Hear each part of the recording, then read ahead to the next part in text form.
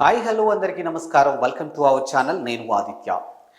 ఏపీలో కూటమి అధికారం చేపట్టడానికి కూటమిలో ఉన్నటువంటి పార్టీలకి సంబంధించినటువంటి నేతలు అవ్వచ్చు, కార్యకర్తలు అవ్వచ్చు, పార్టీకి సంబంధించినటువంటి పెద్దలు అవ్వచ్చు, ఎవరికి వారు చాలా హార్డ్ వర్క్ చేశారనే చెప్పాలి. ఈరోజు కూటమి అధికారంలోకి వచ్చింది అంటే అంత ఈజీగా ఏం రాలేదు. ఆ కూటమిలో ఉన్నటువంటి పార్టీలు ఎవరికి తోచినట్టుగా, ఎవరికి సాధ్యమైనంత వరకు కూటమికి సంబంధించినటువంటి ప్రచారాలను ముమ్మరంగా చేసి ప్రజల్ని చైతన్యవంతులుగా చేయడానికి, ఆ కూటమిని అధికారంలోకి తీసుకురావడానికి చాలా హార్డ్ వర్క్ చేశారని చెప్పొచ్చు. ఇక దానిలో భాగంగా జనసేనకి సంబంధించినటువంటి ఆ పార్టీ అధినేత పవన్ కళ్యాణ్ గారు కూడా చాలా కష్టపడ్డారు. సో ఆయనతో పాటు మెగా ఫ్యామిలీ నుంచి, అదే కొనిదెల ఫ్యామిలీ నుంచి స్వయాన ఆయన అన్న అయినటువంటి నాగబాబు గారు కూడా జనసేనని అధికారంలోకి తీసుకురావడం కోసం, ఇక తన తమ్ముడిని గెలిపించుకోవడం కోసం చాలానే హార్డ్ వర్క్ చేశారని చెప్పాలి. సో ముఖ్యంగా చూసుకున్నట్టయితే పిఠాపురంలో తన తమ్ముడి విజయం కోసం ఎంతగానో కష్టపడి జన సైనికులందరినీ ఒక తాటి మీదకి తీసుకొచ్చి కూటమిలో ఉన్నటువంటి నేతలు, అంటే ఆ నియోజకవర్గానికి సంబంధించినటువంటి కూటమిలో ఉన్నటువంటి మిగతా కార్యకర్తలను కానీ, ఆ పార్టీకి సంబంధించినటువంటి కార్యకర్తలను కానీ ఒక తాటి మీదకి తీసుకొచ్చి పిఠాపురంలో పవన్ కళ్యాణ్ గెలుపుకు ప్రధాన కారణంగా నిలిచారు. వన్ ఆఫ్ ద రీజన్, లేకపోతే చాలా హార్డ్ వర్క్ చేసిన పర్సన్ నాగబాబు గారు అని చెప్పొచ్చు. సో ఈరోజు నాగబాబు గారికి సంబంధించిన ఒక అంశం అయితే తెర మీద చాలా స్పష్టంగా కనిపిస్తుంది. సో జనసేన గెలవడంలో నాగబాబు కీలక పాత్ర పోషించారని డైరెక్ట్గానే చెప్పేయచ్చు, దాంట్లో ఎలాంటి సందేహం లేదు. సో మరి ఇప్పుడు నాగబాబుకి సంబంధించినటువంటి తెర మీదకి వచ్చినటువంటి అంశం చూసుకున్నట్టయితే, నాగబాబు గారు చాలా హార్డ్ వర్క్ చేశారు కాబట్టి ఏదో ఒక రకంగా ఏదో ఒక పదవి ఆయనకి ఇస్తారు అని చెప్పేసి చాలా సందర్భాల్లో తెర మీదకి రావడం జరిగింది. సో గత కొద్ది కాలం చూసుకున్నట్టయితే, కొద్ది రోజుల క్రితం చూసుకున్నట్టయితే నాగబాబు గారికి టీటీడీ చైర్మన్ పదవి ఇవ్వబోతున్నారనే వార్త అయితే నెట్టింటా తెగ చక్కర్లు కొట్టింది.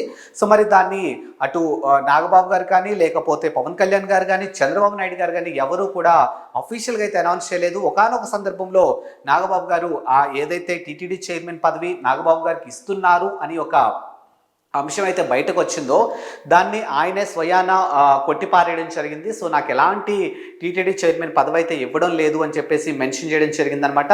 సో ఆ తర్వాత రానున్న రోజుల్లో అయినా ఖచ్చితంగా నాగబాబు గారికి పార్టీ పరంగా కానీ, లేకపోతే ఏదో ఒక పదవి ఖచ్చితంగా ఇస్తారు అనే క్వశ్చన్ మార్క్ అయితే జనాల్లోనూ ఉంది, at the same time but నాయకుల్లోనూ ఉంది.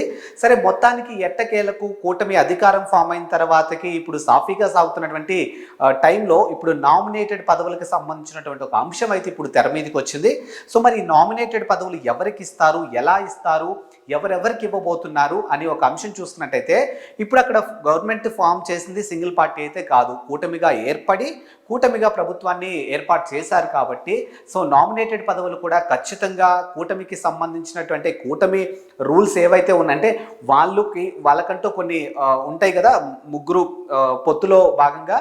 సో వాటన్నిటికీ అనుకూలంగా ఎవరెవరికి దేన్ని ఇవ్వాలి, ఎవరెవరికి ఎలా ఇవ్వాలి, ఏ పార్టీకి ఎలా ఇవ్వాలి అనే ఒక అంశం అయితే ఇప్పుడు డిస్కషన్ నడుస్తున్నట్టు ఒక అంశం అయితే మనకి స్పష్టంగా కనిపిస్తుంది. సో దాంట్లో భాగంగా జనసేన నుంచి ఖచ్చితంగా నామినేటెడ్ పదవి అనేది నాగబాబుకి ఇస్తారు, ఆ పార్టీ తరపు నుంచి ఖచ్చితంగా నాగబాబుకి ఇస్తారు అని చెప్పేసి చాలా సందర్భాల్లో మనకి వినిపించింది. ఎందుకు అనంటే పిఠాపురంలో AP deputy CM Pawan Kalyan గారి గెలుపుకు నాగబాబు ఎంతగానో కృషి చేశారో, వాళ్ళ ఫ్యామిలీ నుంచి ప్రతి ఒక్కరు వచ్చి కూడా చాలా హార్డ్ వర్క్ చేశారు, ప్రచారాల్లో పాల్గొన్నారు. కానీ నాగబాబు గారి పాత్ర మాత్రం కొంచెం ఎక్కువగా ఉందనే చెప్పాలి. సో అక్కడ ప్రతి అంశం కూడా ప్రచారాలకు సంబంధించి కానీ, లేకపోతే పవన్ కళ్యాణ్ గారికి ఒక షెడ్యూల్ గురించి కానీ ప్రతి అంశం కూడా డే 1 నుంచి కూడా ఆయన దగ్గరుండి చూసుకున్నారు. సో మరి మొత్తానికైతే ఈ నామినేటెడ్ పదవుల విషయంలో చూసుకున్నట్టయితే కూటమిలో భాగంగా జనసేన నుంచి ఖచ్చితంగా నాగబాబు గారికి ఇస్తారు అనుకున్నారు. సో అప్పుడు అనుకున్నటువంటి టీటీడీ చైర్మన్ పదవి ఏదైతే ఉండిందో, సో ఆ పదవి నాకు ఇవ్వట్లేదు, నేను తీసుకోవడానికి ఇష్టంగా లేను అన్నట్టుగా నాగబాబు గారు వ్యక్తపరిచిన సందర్భాలు కూడా మనం చూసాము. సరే ఇప్పుడు చూసుకున్నట్టయితే నాగబాబు గారికి ప్రస్తుతానికైతే సినీ డెవలప్మెంట్ కార్పొరేషన్కి సంబంధించినటువంటి ఒక నామినేటెడ్ పోస్ట్ని నాగబాబు గారికి ఇస్తారు అనే ఒక అంశం అయితే కనిపిస్తూ ఉంది. అది కాకుండా నాగబాబు గారికి సంబంధించినటువంటి మరో అంశం చూసుకున్నట్టయితే ఈయనను నేరుగా రాజ్యసభకు పంపించే అవకాశాలు కూడా మెండుగా కనిపిస్తున్నాయని చెప్పేసి కార్యకర్తల్లోనూ ఎవరైతే జన సైనికులు ఉన్నారో వీళ్ళందరూ చేసుకున్నటువంటి ఒక డిస్కషను.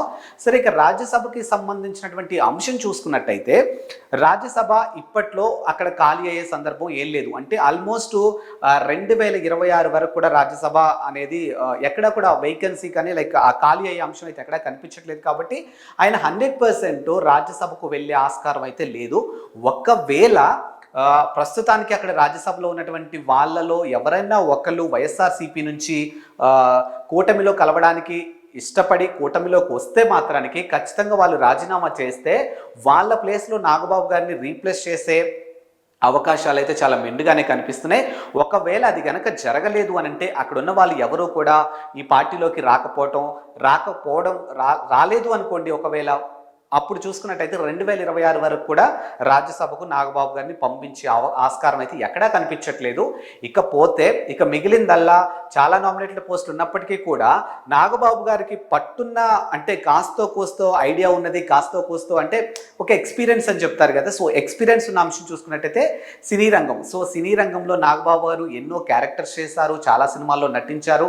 సినిమా రంగం what is what A to Z Nagababu గారికి ఒక ఐడియా ఉండింది. కాబట్టి డెఫినెట్గా నాగబాబు గారికి సినిమా రంగానికి సంబంధించినటువంటి నామినేటెడ్ పోస్ట్ ఇస్తే మాత్రం ఖచ్చితంగా ఆ పోస్ట్కి ఆయన 100% న్యాయం చేస్తారు అనే ఒక అంశం అయితే చాలా స్పష్టంగా వినిపిస్తుంది. కాబట్టి 99% నాగబాబు గారికి ఖచ్చితంగా కూడా సినీ డెవలప్మెంట్ కార్పొరేషన్ పోస్టు ఇచ్చే అవకాశాలు అయితే చాలా మెండుగానే కనిపిస్తున్నాయని చెప్పొచ్చు.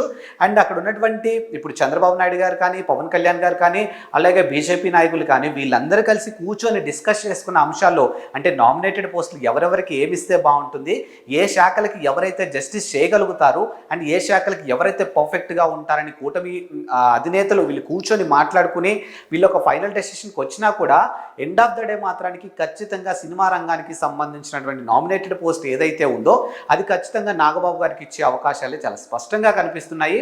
ఇకపోతే ప్రస్తుతానికి ఉన్నటువంటి ఏదైతే కూటమి పాలన అనేది ఉందో దీంట్లోంచి ప్రజలైతే చాలా సానుకూలంగానే ఉన్నారు అని చెప్పొచ్చు.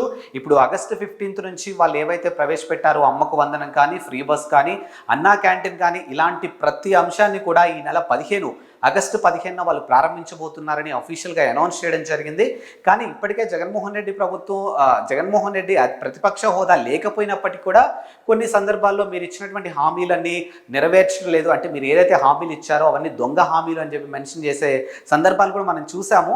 బట్ వాళ్ళు ఇంకా గవర్నమెంట్ ఫామ్ చేసి 60 రోజులు కూడా కాలేదు. కాబట్టి మేము ఏదైతే ఒక పథకాలని చెప్పామో ఆ పథకాలని ఖచ్చితంగా అమ్మకు వందనం కానీ, లేకపోతే ఫ్రీ బస్ కానీ, అన్నా క్యాంటీన్ కానీ ఇలా ప్రతి అంశాన్ని కూడా ఆగస్టు 15కి మేము ఖచ్చితంగా ఒకటి స్టార్ట్ చేయబోతున్నాము, అది మేము అమలు చేయబోతున్నామని చెప్పేసి మెన్షన్ చేయడం జరిగింది. సో ఈ నామినేటెడ్ పదవులు ఆ విషయం పక్కన పెట్టేస్తే ఇప్పుడు నామినేటెడ్ పదవులు ఇంకా ఎవరికి ఇవ్వాలి ఏంటి అనే దాని మీద అయితే సుదీర్ఘంగా అయితే చర్చలు అయితే జరుగుతున్నాయి.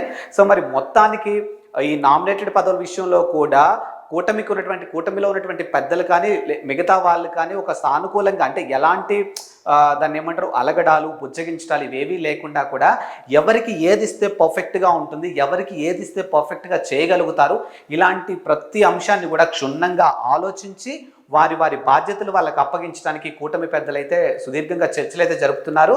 సో మరి ఇది ఇవాల్టి ఎపిసోడ్. ఇక మొత్తానికైతే నాగబాబు గారికి అయితే ఖచ్చితంగా నామినేటెడ్ పదవి అయితే ఖచ్చితంగా దక్కబోతుంది. బట్ అది ఏంటి అనేది చూసుకున్నట్టయితే ఎక్కువగా మాత్రమే సినీ రంగానికి సంబంధించినటువంటి నామినేటెడ్ పదవి అయితే దక్కబోతుందని చాలా స్పష్టంగా అనిపిస్తుంది. సో మరో